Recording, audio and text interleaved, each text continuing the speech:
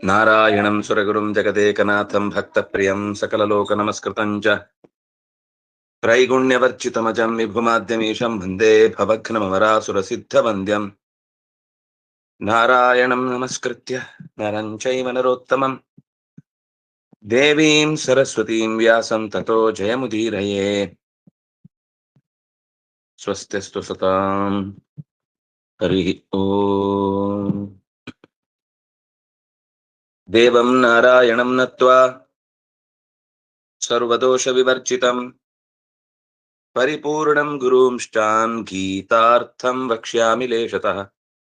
ಸಮಸ್ತ ಗುಣ ಸಂಪೂರ್ಣಂ ಸರ್ವದೋಷ ವಿವರ್ಜಿತಂ ನಾರಾಯಣಂ ನಮಸ್ಕೃತ್ಯ ಗೀತಾ ತಾತ್ಪರ್ಯ ಮುಚ್ಯತೆ. ವಿಭೂತಿ ಯೋಗದ ಈ ಅಧ್ಯಾಯದಲ್ಲಿ ಭಗವಂತನ ಬೇರೆ ಬೇರೆ ವಿಶಿಷ್ಟ ಸ್ಥಳಗಳಲ್ಲಿ ಕಾಣಿಸಿಕೊಳ್ಳುವಂತಹ ರೂಪಗಳ ವಿಶ್ಲೇಷಣೆಯನ್ನು ಮಾಡುತ್ತಾ ಆಯಾ ವಸ್ತುಗಳಲ್ಲಿರುವ ಗುಣಧರ್ಮಗಳಿಂದಾಗಿ ನಾವು ಉಪಕೃತರಾದವರ ಉಪಾಸನೆಗೆ ಅಗತ್ಯವಿದ್ದ ಚಿಂತನೆಯನ್ನ ಈ ಅಧ್ಯಾಯದಲ್ಲಿ ನೀಡಿ ಭಗವಂತನನ್ನ ತಿಳಿಯಬೇಕಾದ ಗುಣವನ್ನ ಹೇಳಿ, ಯೋ ಮಾಂ ಅಜಂ ಅನಾದಿಂಚ ವೇತ್ತಿ ಲೋಕಮಹೇಶ್ವರಂ ಇತಿ ವೇತ್ತಿ ಸಹ ಅಸಮ್ಮೂಢಃ ಮರ್ತ್ಯೇಷು ಅಸಮ್ಮೂಢಃ ಅಪಿ ಚ ಸರ್ವಪಾಪೈ ಪ್ರಮುಚ್ಯತೆ ಸರ್ವೈಃ ಪಾಪೈಃ ಅಪಿ ಪ್ರಮುಚ್ಯತೆ. ಕದಾ ಭಗವಂತಂ ಅಜಂ ಮಾಂ ಅಂತ ದೇವರು ನೇರವಾಗಿ ಇಲ್ಲಿ ತನ್ನ ಕೃಷ್ಣನೇ ಹೇಳಿಕೊಳ್ಳುವುದು. ನನ್ನನ್ನು ಅಜಂ ಹುಟ್ಟದವನು.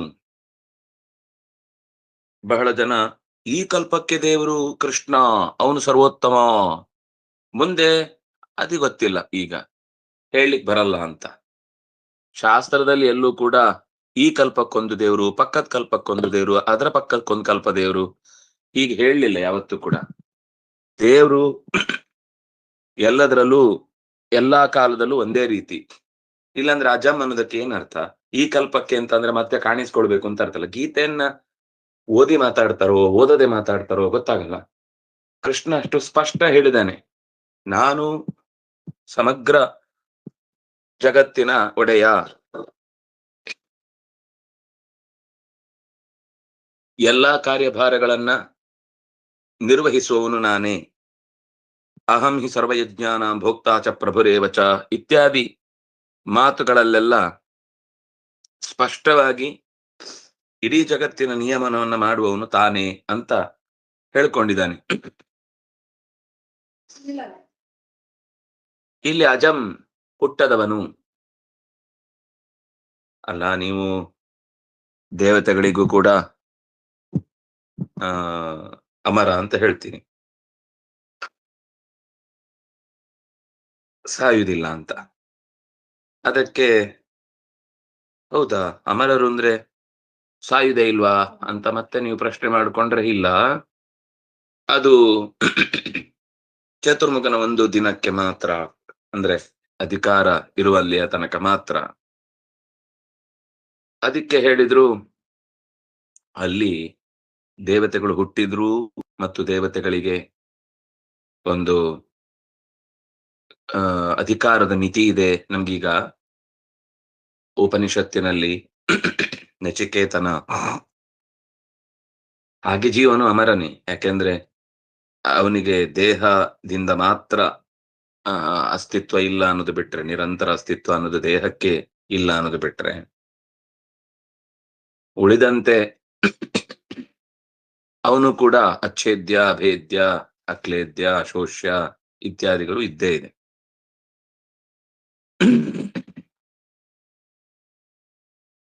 ಕಠೋಪನಿಷತ್ತಿನಲ್ಲಿ ಯಮ ಸಮಸ್ತ ವಿಧವಾದ ಸಂಪತ್ತನ್ನ, ಅಧಿಕಾರವನ್ನ, ಭೂಮಿಯನ್ನ, ವೈಭವವನ್ನ, ಅಪ್ಸರೆಯರನ್ನ ಅಥವಾ ಇನ್ನಿತರ ಕರ್ಮಕರರನ್ನ, ಬಗೆ ಬಗೆಯ ಆಭರಣ ವಿಭೋಗಗಳನ್ನ ನೀಡ್ತೇನೆ ಅಂತ ಹೇಳ್ತಾರೆ. ಆಗ ನೀನ್ ಎಲ್ಲಿ ತನಕ ಕೊಡ್ತೀಯಪ್ಪ? ನೀನಿರೋ ತನಕ ಕೊಡ್ತೀಯ. ಅಂದ್ರೆ ನೀನ್ ಇಲ್ದೇ ಇರೋ ಒಂದು ಟೈಮ್ ಇದೆ. ಅದಕ್ಕೆ ನನಗೆ ಎಲ್ಲಾ ಟೈಮಲ್ಲಿ ಇರುವ ಭಗವಂತನ ಬಗ್ಗೆ ಗೊತ್ತಾಗ್ಬೇಕು. ನೀನೀಗ ಅಧಿಕಾರದಲ್ಲಿದ್ದಿ, ನಿನ್ನ ವ್ಯವಸ್ಥೆಯಲ್ಲಿ ನನಗೆ ಬೇಕಾದ ಅನುಕೂಲತೆಯನ್ನು ಮಾಡಿ ಕೊಡಬಹುದು. ಆದ್ರೆ ಯಾವಾಗ ನೀನು ಕೂಡ ಶಾಶ್ವತ ಅಲ್ಲ, ನಿನ್ನ ಸ್ಥಾನಮಾನವೂ ಕೂಡ ಒಂದು ಹಂತಕ್ಕೆ ನಿಲುಗಡೆಯಾಗುವ ಪ್ರಸಂಗ ಬಂದಾಗ ನನಗೆ ಆ ಹಿಂದಿನ ಯೋಚನೆಗಳನ್ನ ಮುಂದುವರಿಸೋರು ಯಾರಿದ್ದಾರೆ? ಅದರಿಂದಾಗಿ ಅಲ್ಲಿ ಸ್ಪಷ್ಟವಾಗಿ ಉಪನಿಷತ್ತು ದೇವತೆಗಳಿಗೆ ಇರುವ ಮತ್ತು ತೇ ದೇವ ಅಮಹೀಯಧ್ವಂ, ನಾವೇ ಗೆದ್ದೆವು ಅಂತಹ ಹೆಮ್ಮೆ ಪಟ್ಟಾಗ ಅವರನ್ನು ಮೀರಿದವಂತಹ ಒಂದು ಯಕ್ಷ ಅವರ ಕೈಗೆ ಸಿಗದೆ, ಕಣ್ಣಿಗೆ ಸಿಗದೆ ಮರೆಯಾಗುತ್ತೆ. ಅದ್ಯಾವುದು ಅಂತ ಮತ್ತೆ ಉಮಾದೇವಿ ಉಪಾಸನೆಗೆ ಅಂತ ಇಂದ್ರನಿಗೆ ತದ್ಬ್ರಹ್ಮ ತದ್ವಿಜಿಜ್ಞಾಸಸ್ವ ಅಂತ ಎಚ್ಚರಿಸಿದ ಪ್ರಸಂಗಗಳನ್ನೆಲ್ಲ ಗಮನಿಸಿದಾಗ ಇಲ್ಲಿ ಕೃಷ್ಣ ಬ್ರಹ್ಮ ತಾನೆ ಅಂತ ಹೇಳಿದ್ದಾನೆ, ಅಲ್ಲಿ ಬ್ರಹ್ಮ ವಿಜಿಜ್ಞಾಸಸ್ವ ಅಂತ ಹೇಳಿದ್ದಾರೆ.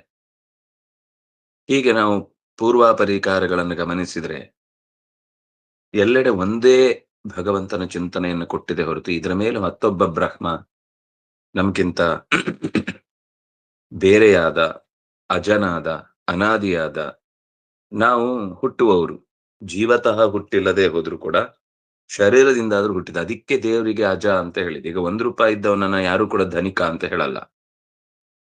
ಹೇಗೋ ಜೀವತಃ ನಿತ್ಯ ಆದವನನ್ನ ಇಲ್ಲಿ ಅಜ ಅಂತ ಹೇಳಲಿಲ್ಲ. ಜೀವವಾಗಿ ಹುಟ್ಟಲ್ಲ, ಜೀವಕ್ಕೆ ಮತ್ತೆ ಮತ್ತೆ ಅಸ್ತಿತ್ವ ಅಥವಾ ಕಾಣಿಸಿಕೊಳ್ಳುವುದು ಅನ್ನೋದು ಹುಟ್ಟು ಅಂತ ಇದ್ದೇ ಇದೆ. ಆದ್ರೆ ಭಗವಂತ ಅಜ, ಅವನು ಯಾವತ್ತೂ ಹುಟ್ಟಲ್ಲ, ಅನಾದಿ, ಅವನಿಗೆ ಎಂಡು ಇಲ್ಲ. ಈಗ ಎಂಡು ಅಂದ್ರೆ ಜೀವನಿಗೂ ಇಲ್ಲ. ಆದ್ರೆ ಜೀವನಿಗೆ ಈ ಶರೀರ ಇಲ್ಲದೆ ಹೋದಾಗ ತನ್ನ ಅಸ್ತಿತ್ವದ ಬಗ್ಗೆ ಸಮಗ್ರತೆ ಇರುವುದಿಲ್ಲ. ತಪಸ್ಸು ಮಾಡ್ಲಿಕ್ಕೆ, ಸಾಧನೆ ಮಾಡ್ಲಿಕ್ಕೆ ಬೇಕಾದಷ್ಟು ರೀತಿಯ ಶಾರೀರಿಕ ಕರ್ಮಗಳನ್ನ ನಡೆಸಲಿಕ್ಕೆ ಆತನಿಗೆ ಅವಕಾಶ ಇಲ್ಲ. ಅದರಿಂದಾಗಿ ಅವನು ಅನಾದಿಯಾಗಿದ್ರು ಕೂಡ ಪರಮಾತ್ಮನ ಹಾಗೆ ಪೂರ್ಣ ಪ್ರಮಾಣದ ಯಾವುದೇ ರೀತಿಯ ಶಸ್ತ್ರಘಾತವೋ ಅಥವಾ ಪ್ರಾಕೃತಿಕ ವಿಕೋಪಕ್ಕೆ ಬಲಿಯಾಗಿಯೋ ತನ್ನನ್ನು ತಾನು ಮೈಮರೆಯುವುದಿಲ್ಲ ಅಥವಾ ಘಾಸಿಗೆ ಒಳಗಾಗುವುದಿಲ್ಲ. ಅದರಿಂದಾಗಿ ಪರಮಾತ್ಮ ಸರ್ವಾತ್ಮನ ಅನಾದಿ. ಅವನಿಗೊಬ್ಬ ಆದಿ ಇಲ್ಲ ಅಂತ ಒಂದರ್ಥ. ಅನನಿಗೆ ಆದಿ, ಅದು ಇನ್ನೊಂದು ಅಪರೂಪದ ಅರ್ಥ. ಆಚಾರ್ಯರೇ ಅದನ್ನು ಹೇಳ್ತಾರೆ. ಅನಾದಿ ಅನ್ನೋದಕ್ಕೆ ಇನ್ನೊಂದು ಅರ್ಥವನ್ನು ಆಚಾರ್ಯರು ಇಲ್ಲಿ ನಿರೂಪಣೆ ಮಾಡಿದ್ದಾರೆ. ಅನಹ ಚೇಷ್ಟಯಿತ ಆದಿಷ್ಟ ಸರ್ವಸ್ಯೇತ್ಯನಾದಿ. ಎಲ್ಲದರ ಚೇಷ್ಟಾ ಪ್ರೇರಕನಾಗಿ ಎಲ್ಲದಕ್ಕಿಂತಲೂ ಮೊದಲು ಇದ್ದು ಎಲ್ಲವನ್ನೂ ತನ್ನಲ್ಲಿ ಸ್ವೀಕರಿಸುವವನಾದ್ರಿಂದಾಗಿ ಅನಹ ಚೇಷ್ಟಯಿತ ಆದಿಷ್ಟ ಸರ್ವಸ್ಯೇತ್ಯನಾದಿ ಅಜತ್ವೇನ ಸಿದ್ಧೇಹೇ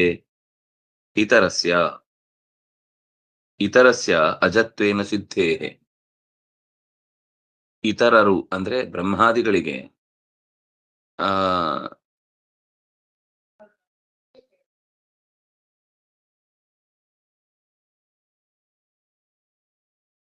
ಈಗ ಇತರಸ್ಯ ಅಂದ್ರೆ ಈಗ ಚತುರ್ಮುಖನಿಗೂ ಅಜ ಅಂತ ಹೆಸರಿದೆ. ಹಾಗಾದ್ರೆ ಇಲ್ಲಿ ಚತುರ್ಮುಖನನ್ನು ಹೇಳಿದ ಹಾಗಾಯ್ತಲ್ವಾ ಅಂದ್ರೆ ಅದಕ್ಕೆ ಹೇಳಿದ್ರು. ಅದಕ್ಕೆ ಇಲ್ಲಿ ಅನಾದಿ ಲೋಕಮಹೇಶ್ವರ ಅನ್ನುವ ಈ ಶಬ್ದಗಳ ಮೂಲಕ ಹೇಳಿದ್ರಿಂದಾಗಿ ಸರ್ವಚೇಷ್ಟಯಿತ ಮತ್ತು ಸರ್ವಸ್ಯ ಆದಿಹಿ ಅಂತ ಕೊಟ್ಟಾಗ ಸರ್ವಸ್ಯ ಆದಿಹಿ ಅಲ್ಲ, ಪರಮಾತ್ಮನಿಗಿಂತ ಮೊದಲು ಚತುರ್ಮುಖ ಆದಿಯಾಗಿ ಇಲ್ಲ, ಅವನು ಮೊದಲಿಲ್ಲ. ಅಂದಾಗಿ ಅಜನೇ ಆಗಿ ಅನಾದಿಯೂ ಆಗಿ ಲೋಕಮಹೇಶ್ವರನಾಗಿರುವಂತವನು ನಮಗಿಲ್ಲಿ ತಿಳಿಯಲ್ಪಡಬೇಕಾದ ವ್ಯಕ್ತಿ, ನಾವು ತಿಳಿಬೇಕಾದಂತಹ ವ್ಯಕ್ತಿ. ಹಾಗಾಗಿ ಭಗವಂತನನ್ನೇ ಇಲ್ಲಿ ಹೇಳಿದ್ದು. ಮತ್ತೆ ಕೃಷ್ಣ ಸ್ಪಷ್ಟವಾಗಿ ಮಾಂ ಅಂತ ಹೇಳಿದ್ಮೇಲೆ ಮತ್ತೆ ಯಾಕಪ್ಪ ನಿಮಗೆ ಗೊಂದಲ? ಮಾಂ ಲೋಕಮಹೇಶ್ವರಂ, ಲೋಕದ ಮಹಾ ಈಶ್ವರ, ವರಾಹ ಶ್ರೇಷ್ಠಾ, ಈಶನಶೀಲೇಶು ವರಾಹ ದೇವತಾ.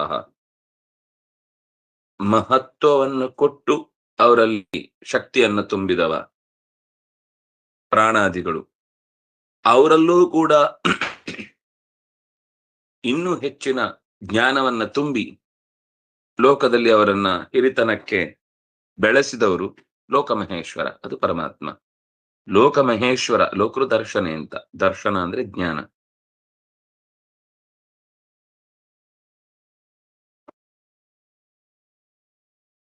ಆದ್ರೆ ಹೀಗೆ ತಿಳಿದವನ ನೀನು ಬಾರಿ, ಇದು ಎಲ್ರಿಗೂ ಗೊತ್ತಲ್ಲ, ಈಗ ನಮಗೂ ಎಲ್ಲ ಗೊತ್ತಲ್ವಾ ಅಂದ್ರೆ ಅಸಮ್ಮೂಢ.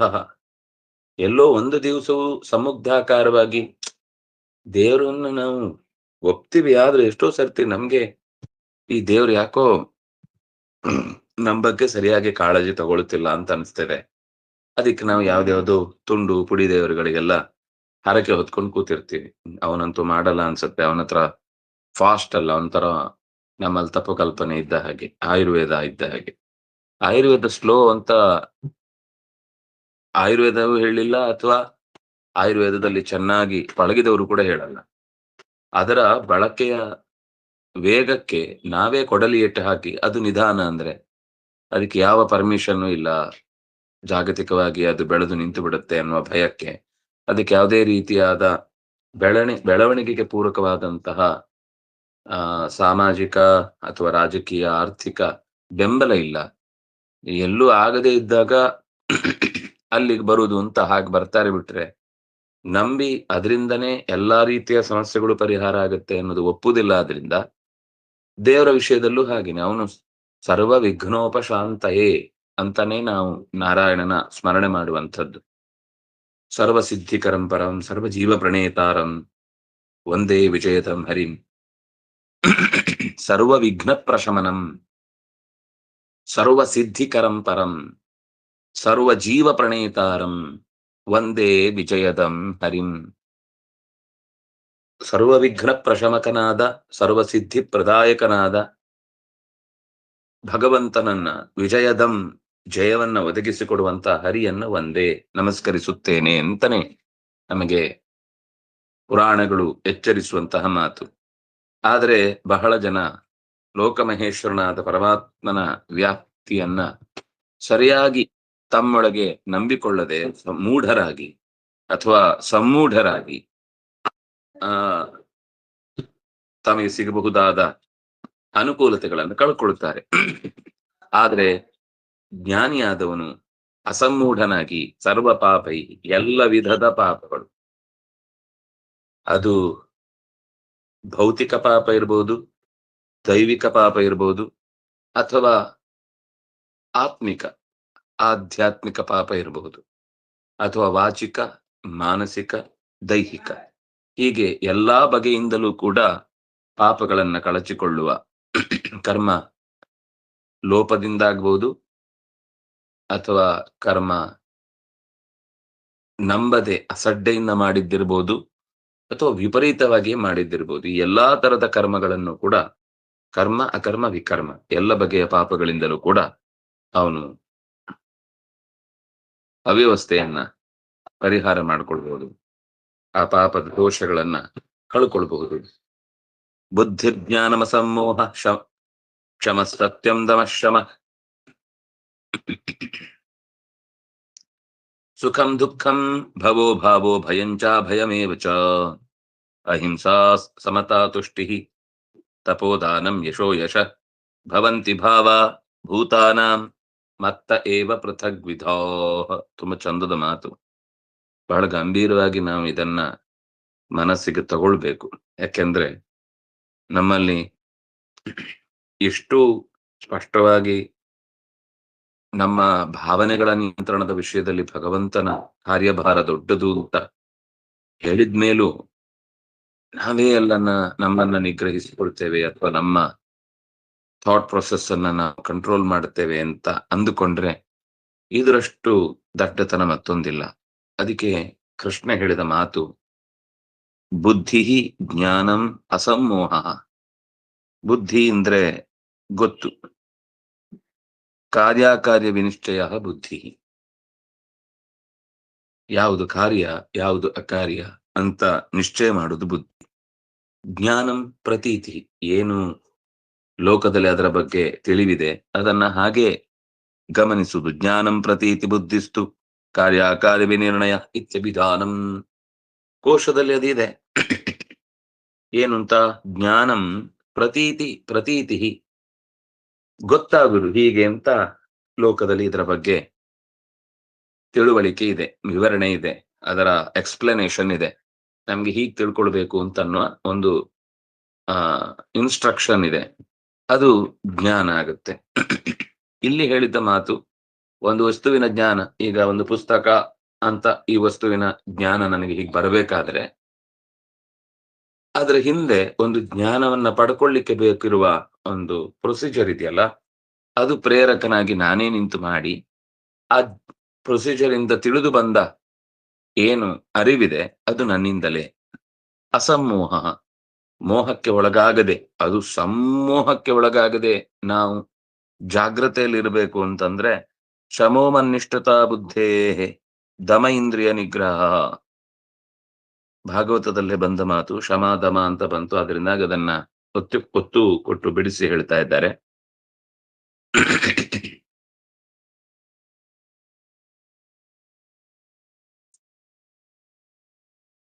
ಕ್ಷಮಾ ಅಂತ ಕೆಲವು ಪಾಠದಲ್ಲಿರ್ಬೇಕು. ಕ್ಷಮ ಅಂತ ಇದ್ರೆ ಅದು ಒಂದು ಪಾಠವೇ. ಕ್ಷಮಾ ಸತ್ಯಂ ದಮ ಕ್ಷಮಾ.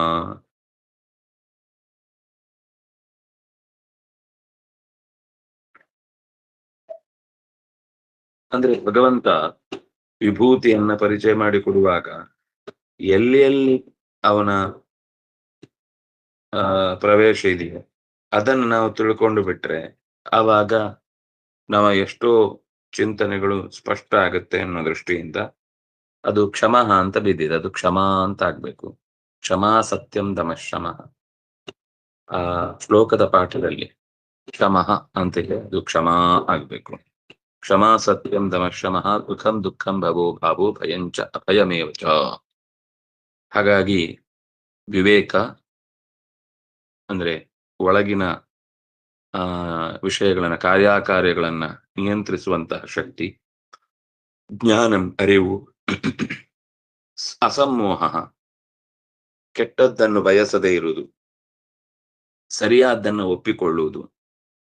ಇನ್ನು ಕ್ಷಮ, ತಪ್ಪಿತಸ್ಥರಾಗಿದ್ರು ಕೂಡ ತಿದ್ದಿಕೊಳ್ಳುವರಾಗಿದ್ದಾಗ ರೇಗದೆ ಅವರನ್ನ ಸಹಿಸಿಕೊಳ್ಳುವುದು.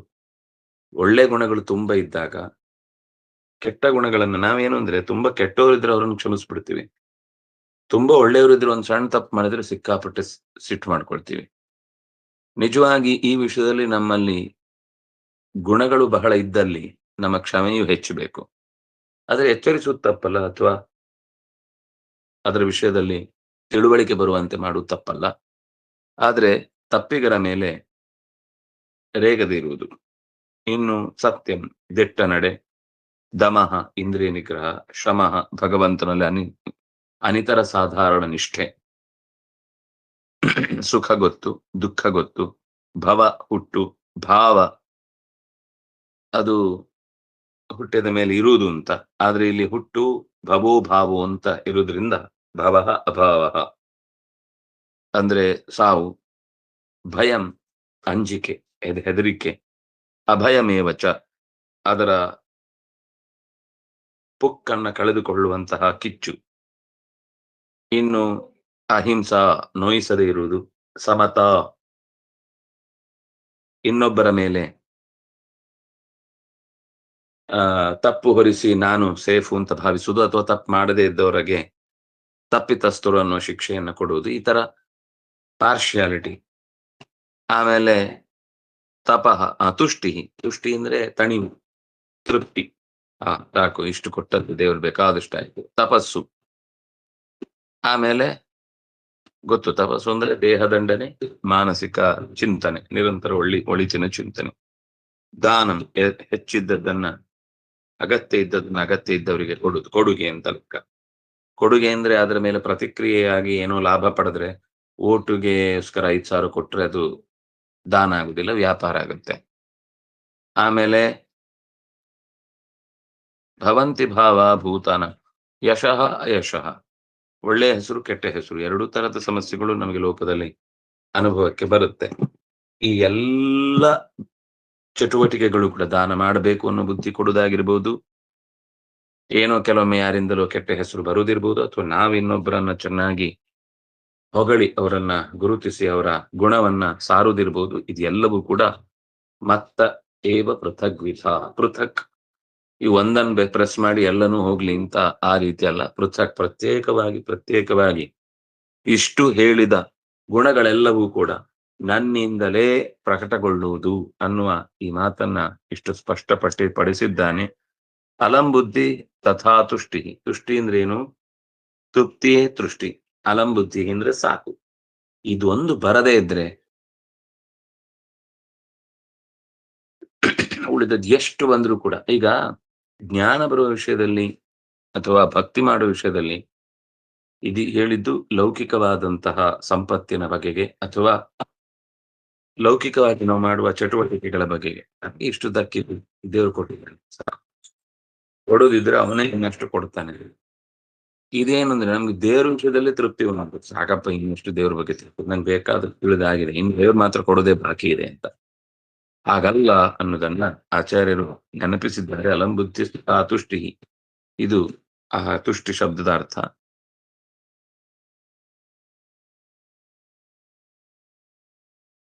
ಈ ಬುದ್ಧಿ ಅನ್ನುವಲ್ಲಿ ಇನ್ನೊಂದು ಬುದ್ಧಿ ಬೋಧ ನಿಧಿತ್ವಾತ್ ತತ್ ಅಂತಃಕರಣ ಮುಚ್ಚತೆ. ಬೋಧ ನಿಧಿ, ತಿಳಿವಳಿಕೆಯ ಒಂದು ಸಣ್ಣ ಏನಂತಾರೆ ಪೆನ್ ಡ್ರೈವ್ ತರ. ತಿಳುವಳಿಕೆಯ ವಿಷಯದಲ್ಲಿ ಸರಿ ತಪ್ಪುಗಳನ್ನು ವಿವೇಚನೆ ಮಾಡಿದ ನೆಲೆಯಲ್ಲಿ ಅದನ್ನ ಅಂತಃಕರಣ ಅಂತ ಆಚಾರ್ಯರು ಕೂಡ ಒಂದು ಶಬ್ದ ಬಳಸಿದ್ರು. ಕಾರ್ಯ ನಿಶ್ಚಯ ಬುದ್ಧಿ ಅಂತ. ಇನ್ನೊಂದು ಕಡೆ